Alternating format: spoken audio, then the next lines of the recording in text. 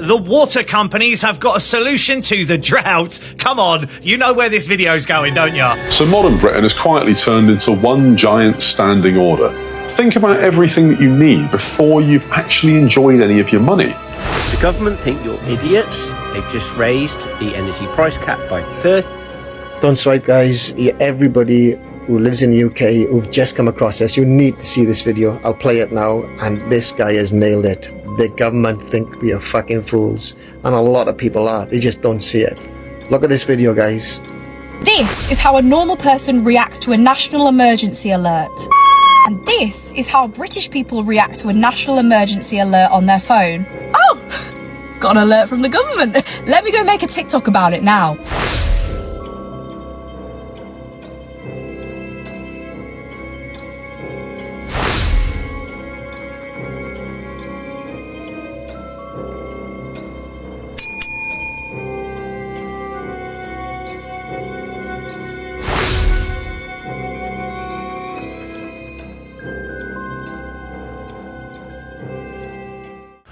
That's what I'm saying. Oh! I don't give a shit. Just get rid of this motherfucking cunting sun. This isn't hot. Hot is nice sometimes. You get a hot cup of tea. This is boiling alive. The sun is throwing up in my face hot. I am so sick of sweating everywhere. I'm sick of it.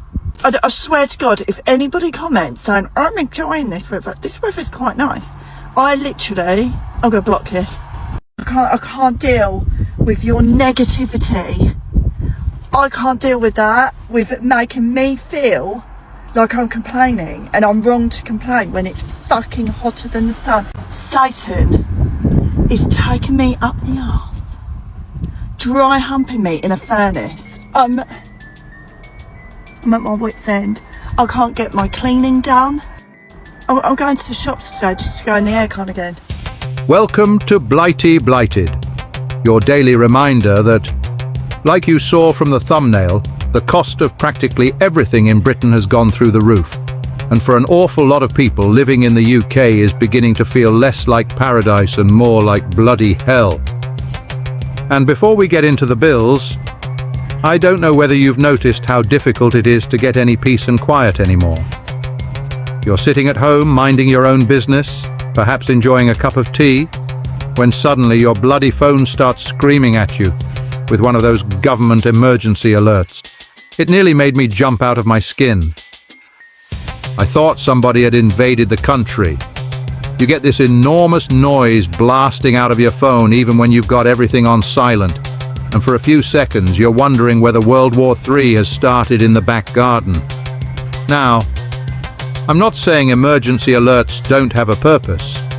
Obviously, if there's a genuine emergency, people need to know about it. But sometimes you do wonder whether the modern world has become rather too good at interrupting our peace. You can't escape the notifications, the warnings, the bad news, and the bloody reminders that something else is going wrong. 61.5 is the healthy life expectancy for UK men, according to the latest ONS data. State pension age is planned to hit 68 years old. That's 7 full years of clocking in with chronic health issues just to start getting back what you've been paying into the system since you left school. It makes you wonder if that's the actual point, because if you drop dead before 68, they never have to pay out a single penny. Has the UK failed its citizens? This British man says he's returning to Poland after 20 years of living in England. Listen to what he has to say. London has become a shithole. I'm leaving after 20 years in England to come back to Poland. Now, this is why many people are asking if the UK has failed its citizens. When someone who has lived in England for 20 years says he's moving back to Poland, it suggests Poland is doing something the UK is not. People point to safety, stricter law enforcement, controlled immigration, and a stronger sense of order. It's not about hate for the UK, but about feeling secure, respected, and supported. When long-term residents choose to leave, it raises serious questions the UK can't ignore. Pay attention to him. As a British man who's come to Poland with my Polish wife and kids, I concur. I absolutely concur that it's the right thing to do. Poland is much better than the UK. I'm sorry, but it is. And here's the ironic thing.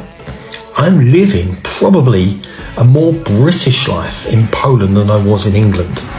It's a safe life here. It's an affordable life here. It's a family, close-knit, tight community style of life here. So what is really holding the UK back? Is it a broken tax system that overburdens workers while services decline? Is it immigration policies that lack proper control and enforcement?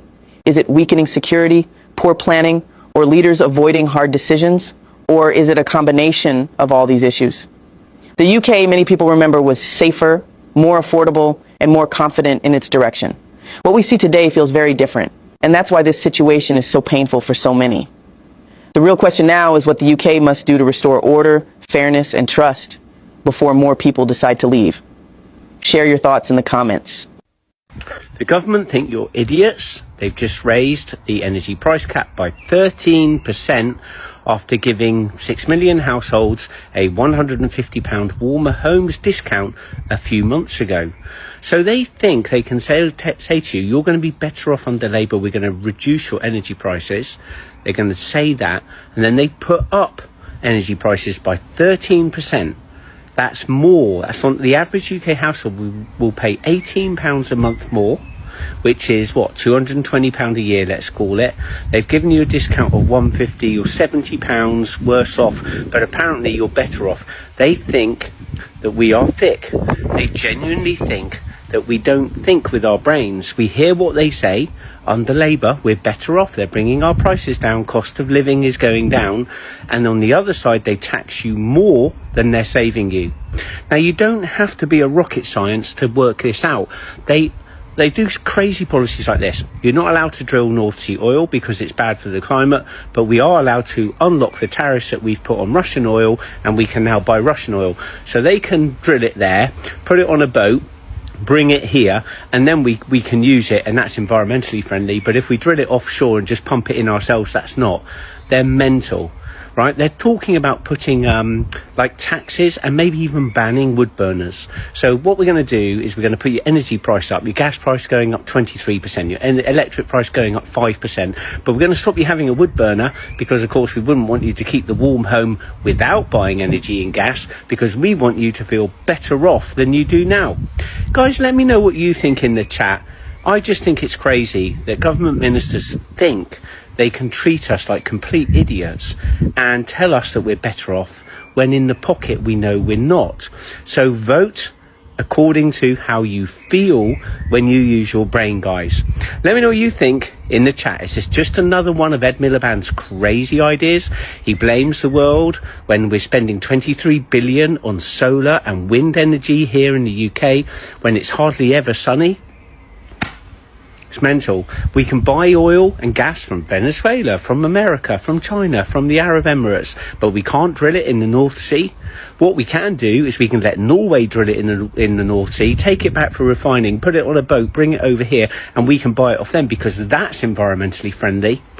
It's mental. Let me know what you guys think in the chat. Take care. Us British people received a national emergency to our phone, alerting us of the fact that there's been wildfires in the UK and telling us not to light a barbecue. That's why we need the national emergency alerts, because people are still doing barbecues in this heat. Us British people do not know how to react to national emergencies at all. If we went to war, it would be awful. People would be making TikToks on the front line. Love the fact that us British people, we're so nonchalant. We really don't show much reaction. Literally, we're getting a national alert saying there's wildfires and people are just making memes. People are just, no worries. There is a lot to worry about. Guys, I need you to listen just for 15 seconds. A couple of weeks ago, I put a post on here that's got about 500,000 views. But I'm trying to share a message because I live in the UK and this country is in a mess at the moment and we've all got to stick together. So I'm going to ask you very, very politely just click on my bio, watch the post I put out, and help share this message, because the more people I can get this message out to, the quicker we're going to sort this country out. Guys, that's all I'm asking. Comment, share, press all the buttons. You know the score. Just help me do this one thing. And if you follow, listen, just unfollow me in a few weeks. But please, if you live in the UK and you agree that we've got to help get this country sorted out, please help share this message. Thank you. What's one of your biggest lessons around money?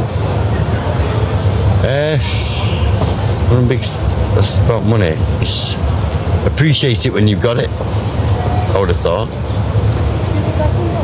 Any financial or general tips for the people watching this? Look, I'm 44 now, but I remember when Nettle was around and you could get a tin of beans for 9p. Them days are long gone. Now, just no matter what you get, just the prices are up. What needs to happen? Probably we need more money on benefits, or they need to lower the prices, but not going to lower the prices either. So cost of living is just going through the roof. Any tips for other people on benefits? Food bank.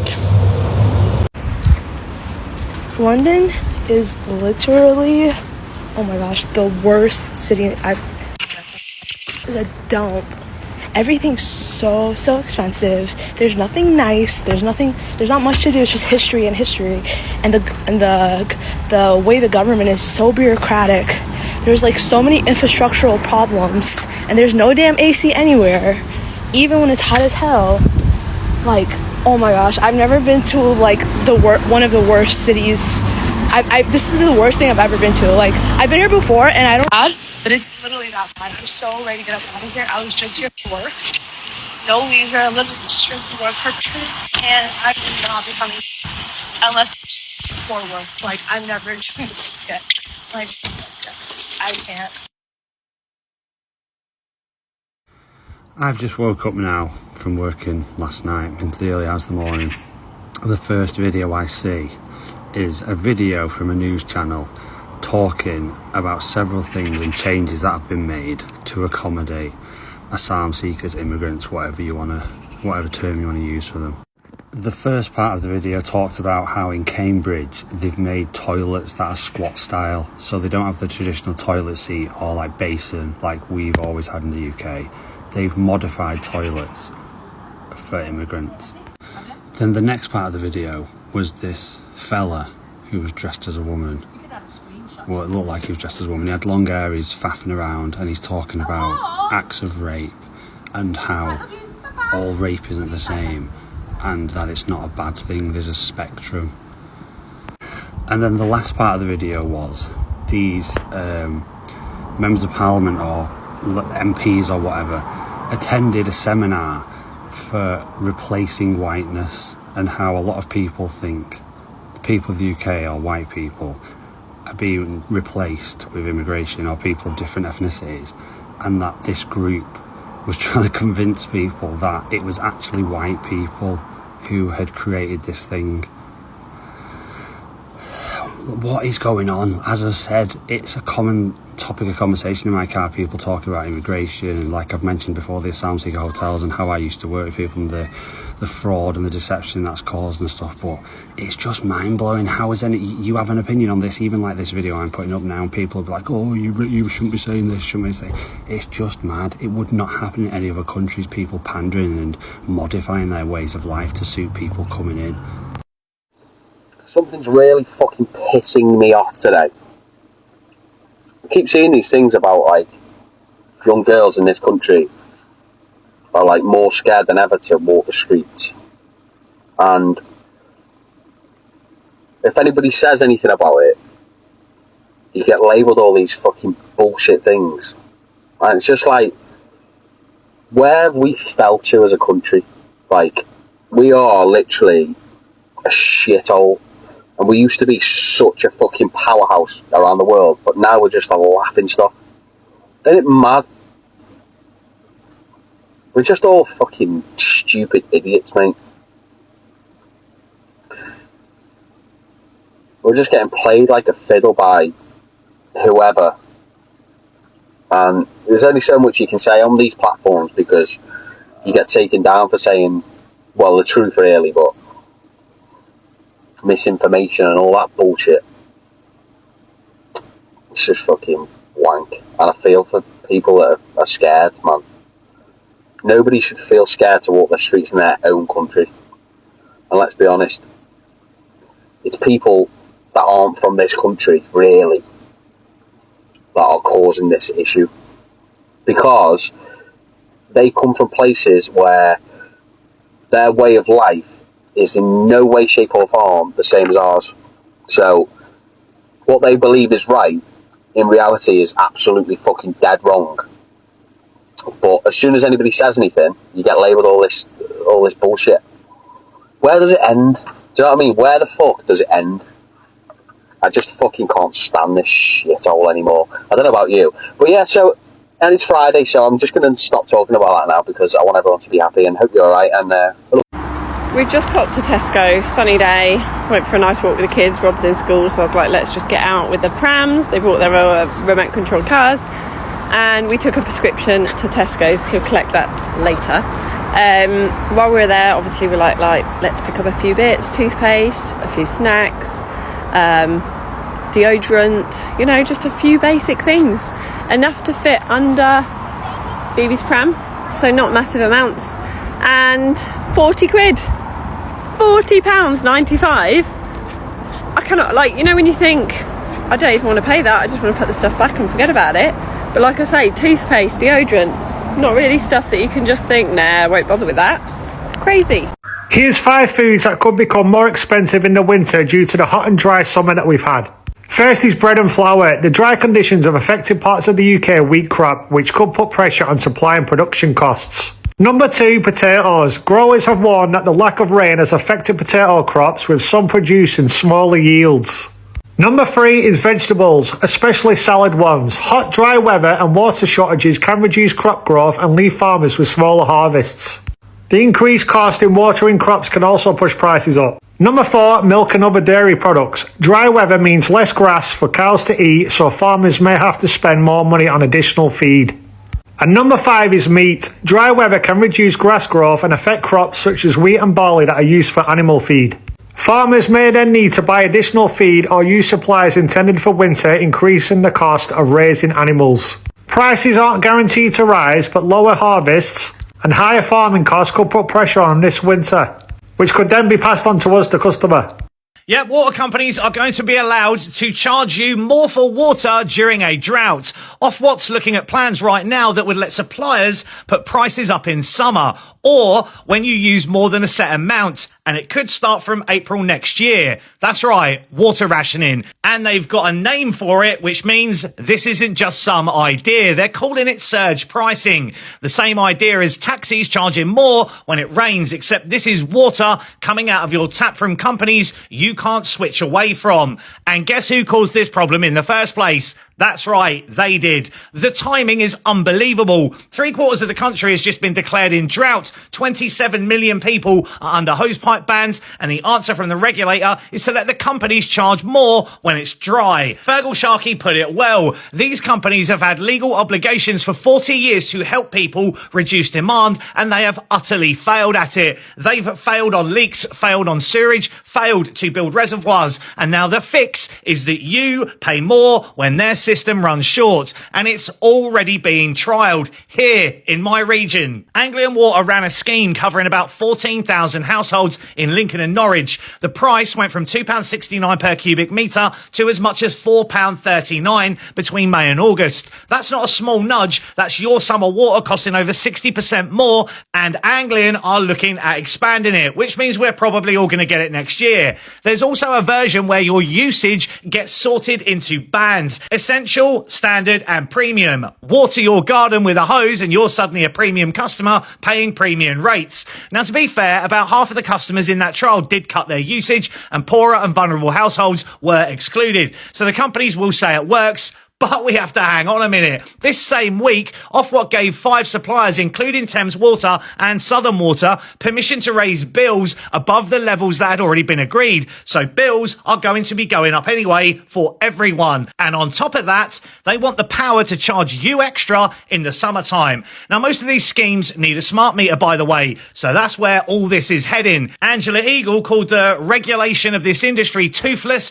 and promised fundamental reform. And this is what's turned up instead. Not a single new reservoir, not a leak fixed, just a new way of pricing the shortage that they created in the first place. If the companies had spent the last few decades fixing pipes and building storage instead of profiteering off of your already high water bills, we would not be rationing water by price every single time we get a summer. They didn't, and now the bill for that lands on you in August, when you can lease the void using the stuff. Yesterday when the alarm went off, it's the first time that I have seen the upper lip mentality in real time. I was at a restaurant in Stratford. Everybody's phone started sounding. I recognized that alarm because in the US, we have those alarms every week. Amber alert, inmate on the loose alert, hurricane alert, tornado alert. When I heard it, I'm like, oh, everybody check their phone. Something's happening. We may see Jack the Ripper on the loose. Wasn't that? The government was just asking everybody not to do barbecues, not to throw fireworks because it hasn't rained in like 2 weeks.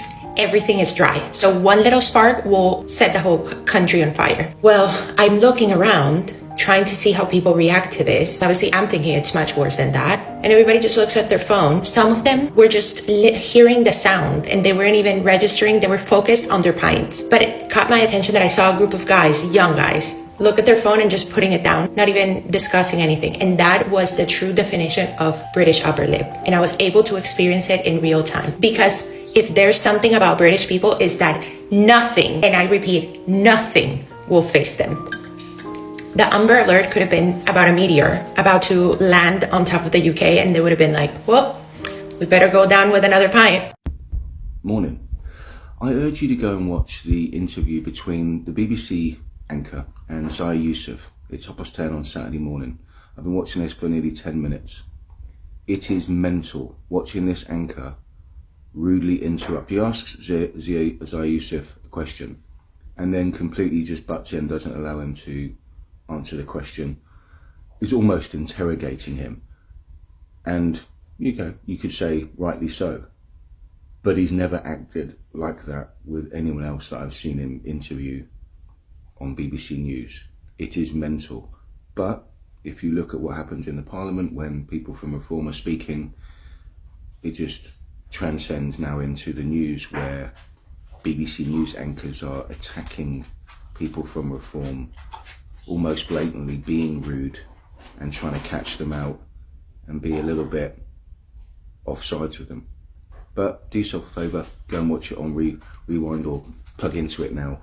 Absolutely mental. Sorry, I'm having a little bit of a rant here. Why the fuck is food shopping costing as much as it is? I've just been to Tesco's and we've just done our weekly food shop, and when I tell you, spending £114 is fucking diabolical. And the fact that I've spilt something here, I don't actually know what that is. It's probably Dr. Pepper, to be honest. But it just pisses me off. The fact that the cost of living is just going up and up and up. And then people wonder why people aren't able to put food in their fridge or put fuel in their car. It's actually not. We live like comfortably. And even for me and my partner, to have to pay over £100 for a week's food shopping is absolutely disgusting. We'd spent £37 before we'd even got to the meat section, the dry section. So you've got your veg, you've got your potatoes, you've got your carrots, you've got all that shit, and you've not even reached your pasta, your rice, your chicken, your beef. Like, what the actual fuck? And not to mention, freezer food is getting more expensive as well. So it's not even like you can buy more of that and less of that because it's so expensive. Ugh. A roof, utility bills, mobile phone, car insurance, pay those muppets at the council £300-400 a month so that they don't come round and take your sofa. And here's what's changed. Some things were once considered optional, and they aren't really optional anymore. Take broadband, for example. 25 years ago, home internet, as awful as it was actually a luxury. Now your bank is online, your job applications are online, some government services are, many of your bills are. Half your life, including perhaps maybe even your work, requires an internet connection. You can technically live without one, and technically you can go and wash your clothes in a puddle with some fairy liquid outside. But the point is that the baseline of normal life has expanded. More services, more direct debits, more unavoidable monthly costs. None of them destroy you individually, and that's why it's so difficult to notice. Britain didn't become expensive overnight. It happened 20 or 30 pounds each month at a time. What are your thoughts on this? Drop it below. Goldman, peace out. I need to know how the hell people are doing it. How are people surviving and affording life in the UK at the minute? Because driving alone is absolutely rinsing me. I'm going to have to start getting the bus. So my aircon is broken. To get that fixed, not even fixed, to get a regas, it is £180. I am due a service and an MOT, which together comes in at around £300. I am spending hundreds a month on petrol. Then obviously you've got your car payment if you don't own it outright. You've got your tax, your insurance. It makes me feel sick. I need to know, like, how are people coping? Because I can't get my head around the fact that just to get these like standard things done to my car, I'm going to have to fork out £500. And you're just expected to have it, like, when everything else is so expensive as it is. I know obviously like an MOT is not bad, but the service and everything else that you've got to get, it's just ridiculous how much everything seems to be at the minute. Is it just me? Okay, so yeah, the quality of life in the UK is absolutely ridiculous. At the moment, there's about 47% of people in the Gen Z kind of era that are like, we are moving out of the UK in the future. We are not going to be living here. This is not sustainable for our children and our family. And a lot of people are thinking the same. What kind of country would you go through? I mean, 1 out of 3 British Muslims have already moved out and already thinking and considering moving out of the UK. Is it something that you're considering to do? And if so, what country are you thinking of going to? Here is a list of the safest countries for people to move to with families. One of them is Switzerland, Norway, the UAE, of course, I bang on about that. You've also got places like Portugal, which is a lot more affordable, and Malaysia, which is a lot more affordable. So if it is something where, okay, Switzerland, Norway, too expensive, really high taxes, UAE, too expensive to live, Portugal is affordable. Portugal is not that bad. Malaysia is affordable. It's not that bad. It's a bit further out and you've got less access to sort of Europe and stuff like that, but it is affordable and you can make that move. Is it something that I would say 1000% go for? No, I would say go to the country for a trip. Do a 2-3 week stint, go and have a look at it, see if you like it. A lot of people do that with the UAE. They will come here on holiday and they will say, can we sustain life here? Can we live here? Is this day-to-day life? And then they will make that move. We did that in September of 2021 and we decided to move. It is something that you should definitely do. Don't just make that jump, because a lot of people have made that jump to the UAE, regretted it, and then moved back, spent all this money, and now they're stuck in the UK and they don't know where to go because they spent so much money in the UAE when they moved. So make the decision carefully, and if you are making the decision, what country are you going to? Share it in the comments below and the reasons why as well. The UK is just not it anymore. Right, I just want to get something clear here because I'm getting quite sick of people messaging me and commenting and moaning at me, asking me where the money went. Now, yes, I got a very... I've gone into the shop to cool down and come out feeling like a Sunday roast. And then you remember that all of this is happening while the cost of living is already putting people under enormous pressure. That's the real problem. Everything seems to be happening at once. Housing is expensive. Food is expensive. Energy is expensive. Petrol is expensive. Insurance is expensive. And now we're increasingly having to think about how to cope with extreme weather as well. You don't have to be living extravagantly to feel overwhelmed by it. You can be working hard, paying your bills and trying to live sensibly, yet still feel as though the modern world is constantly demanding something from you. And that's why Britain can sometimes feel like it's becoming a financial version of hell. You work all week, pay your bills, Go shopping, receive another notification telling you something terrible is happening, walk outside into 40-degree heat, and then discover your local shop has about as much air conditioning as a garden shed. At least the garden shed has the advantage of not charging you £8 for a sandwich. The worrying thing is how quickly people can become accustomed to this. Another price increase? We shrug. Another bill? We pay it. Another warning? We check the phone. Another heat wave? We buy another fan. And somehow we're expected to carry on as though everything is perfectly normal.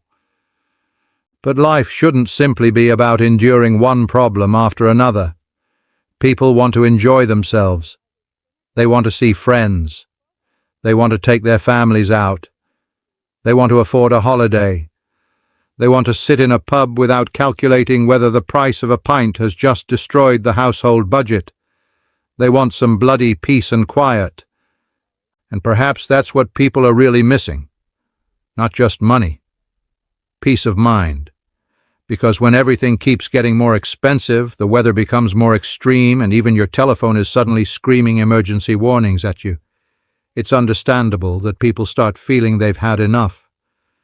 Britain isn't literally hell, of course. We've still got beautiful countryside, wonderful people, good humour, and enough tea to keep the nation functioning through almost anything. But when ordinary life becomes a constant battle against bills, heat, stress, and uncertainty, you can understand why some people look around and say, "What the hell happened to the country?" I'm not here to tell you which political party is responsible. I'm simply looking at what ordinary people are experiencing and asking whether this is really the way life is supposed to feel. Because the cost of living isn't just taking money out of people's pockets, it's taking away their sense of security. And when people lose that, even the little things that used to make Britain enjoyable start becoming harder to appreciate. Cheerio, and if another emergency alert goes off while you're watching this, don't jump out of your skin like I did. Just remember, in modern Britain, apparently even having a peaceful cup of tea now requires a government notification.